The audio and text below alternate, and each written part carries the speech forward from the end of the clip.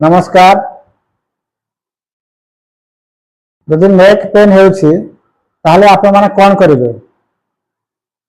प्रत्येक दिन आपण सकाळे गोटे एक्सरसाइज करिवे।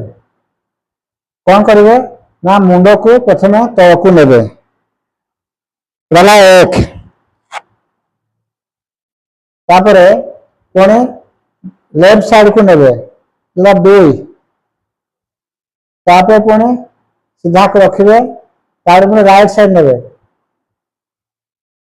गला 3 तापरे पूरा पछाड़ अनेबे।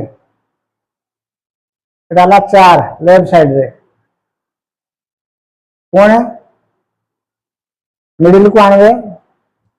पुणी 5 रे राइट साइड रे पूरा पछ को नेबे।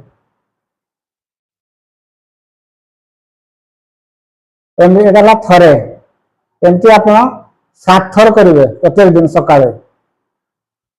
ताले आपनकर नेक पेन निश्चय कमिबो।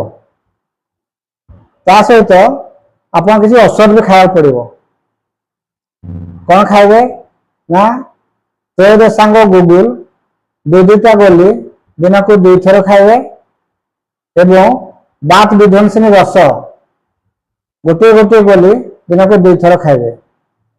आओ बेकरे महानारायण तेल मालिश करिकरी उष्ण सेक देबे। ताहले आपनकर नेक पेन निश्चय भल हबो। धन्यवाद।